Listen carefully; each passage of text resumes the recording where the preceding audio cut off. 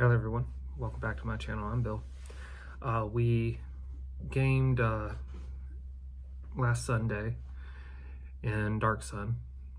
I was told to prepare some stuff as a game master for a game in the next week or two so that the game master running Darksun can take a break and prepare some actual stuff for us. The game last night was interesting, as it always is.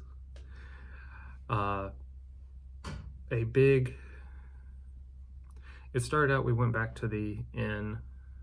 I had my fighter celebrate our victory from the last adventure by getting completely plastered. So Ort was really out of it. And I was playing into that as hard as I could as far as how he was making his decisions while being completely drunk. But he ends up half passed out when the incident starts around midnight. Hoya plays cards and she exchanges coin. Usually it's a 50-50 chance. She'll usually lose some or she'll win a little bit. She always stops after essentially a D6 gain or loss. And then she spent most of her night drinking and flirting with the bartender. And she was with the party when the incident really started. An alarm was sounding in town around midnight, and we saw out the window. She didn't see it because her perception is very low, and I rolled terribly for her. But the majority of the party sees two figures, small figures, bigger than a bird, but smaller than a dragon, dive bombing the inside of the castle, the king's castle that's in town, or the lord's castle.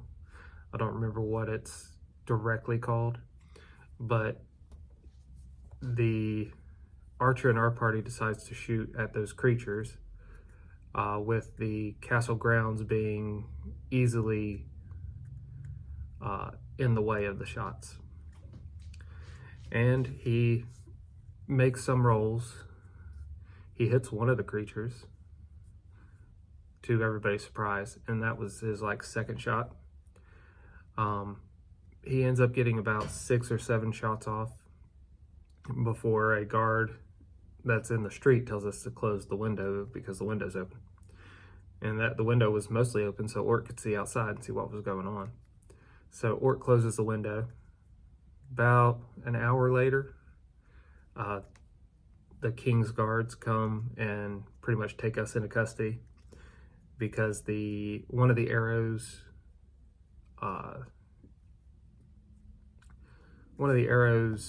hit somebody inside the courtyard, and it ends up being hilarious because of the rolls involved.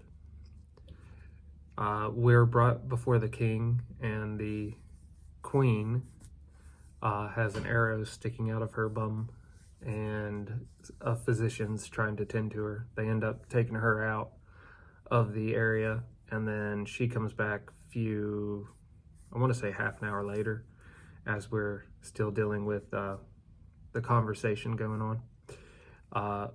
Ort is trying the whole time not to throw up, so he's very quiet and he just bows with the respect and tries to contain his stomach. Hoya, I rolled randomly. She's not going to attempt to sway the conversation in any direction, which is a 50-50 thing she would do. The rest of the party, some of them were making some comments. The archer was talked to by the king, and he was going to give him a lenient punishment this time. The queen comes back and she's about to demand hit all his metal, and before she does, she sees that a ribbon's wrapped around his wrist. That that ribbon's cursed, and it's from his bed partner that he also got to bed that evening before this incident began. She gave him the ribbon, tied it to him, and it won't untie now. Like he can untie it and it'll be there. He could set it down somewhere and it'll still be on his wrist, stuff like that. So it's definitely a cursed object from my player's perspective. So he has that, she sees that, and she says we'll be spending the night there so she can keep an eye on us. We get to a big room. Ort goes and pukes in one of the houseplants, and then asks the clerics in the morning to cleanse him of his hangover. Excuse me. So after that, we end up in front of the big dining table for breakfast. They give us a big meal, and then they talk to us. We meet the princess, which is who the archer thinks gave him the ribbon. And when we see her, he finds out that no, that is not her. We are not told a lot about the ribbon, other than one of the queen's sons have died when he had the ribbon, and a few in town have done the same. So we take that information with us. We gather our stuff because they let us go. We gather our stuff and we go join the caravan, the merchant's caravan, and we travel to the next town. The traveling itself was uneventful, and then we set up our tent, and then we rest for a few hours, and then we have a quick sale of all the water and alcohol we've brought.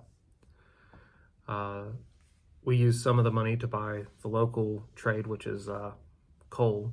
I buy a barrel of it so that way we can trade it to a smithy in a bigger town, because I know they would want that for more than what I'm going to pay in this town for the coal. And then we buy clay jugs again to either fill with water or alcohol. And then we're spending the night in the town. The clerics managed to cast Remove Cursed and get the ribbon off of the archer. And then the archer talks with,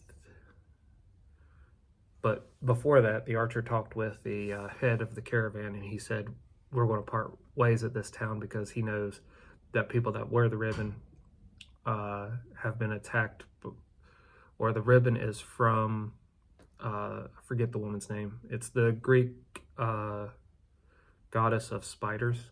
So put that in the comments below, guys. That's the name he uses for the ribbon and the effects of what happens. We are in the middle of the night, the day after the ribbon's been removed, and everyone that was asleep except for the people that were on guard, because they weren't asleep, which was two of our characters. I think it was Hoya and one of the players' clerics were on watch, and everybody else was asleep. So Ort is pulled into whatever's going on, and everybody else is pulled into the same thing. We feel like we're falling, then we land on some solid wood flooring, and that's where we left off. So we get to see next time, is this the Baba Yaga area, or is this the arachnid goddesses area? So that will be very interesting for us to explore, and it'll give our game master a little bit of time to prepare some more stuff. Well, until we all game again, guys.